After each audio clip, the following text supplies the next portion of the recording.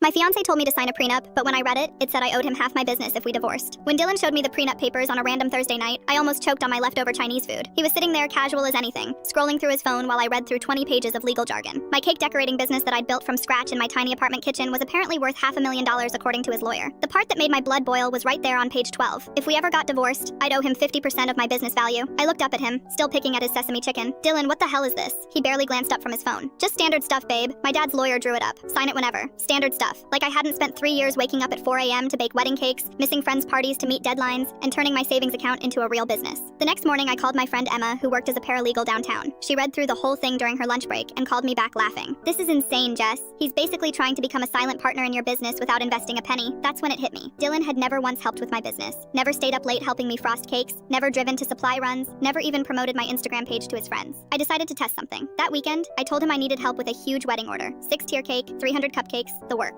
He looked at me like I'd asked him to perform surgery. Can't you handle it? I've got plans with the guys, but apparently, he deserved half of everything I'd built. Instead of confronting him, I got creative. I called my lawyer cousin Marcus, who lived 2 states over. He helped me draft a counter prenup that was completely fair. What's mine stays mine, what's his stays his. Anything we build together gets split equally. But I added one tiny clause that Dylan would never read carefully. If either party tried to claim ownership of the other's premarital assets, the prenup would be void, and they'd owe the other person $50,000. I printed it out and left it on the kitchen counter with a note. Here's my version. Sign whenever. Dylan came home from work, saw the papers, and signed them immediately without reading. He actually bragged to his buddy James over beers that night about how easy I was to deal with. She just signed whatever I wanted, he said, loud enough for me to hear from the kitchen. 2 weeks later, I filed the paperwork to dissolve our engagement. Dylan freaked out completely, demanding I honor the prenup and pay him half my business value. That's when I showed him his signed copy of my version with the penalty clause highlighted in bright yellow. His face went completely white as he realized he owed me $50,000 for trying to claim my business. His dad's fancy lawyer called me the next day, furious and threatening to sue. I conference called my cousin Marcus, who calmly explained that Dylan had signed a legally binding contract and they had no case. The lawyer hung up mid-sentence.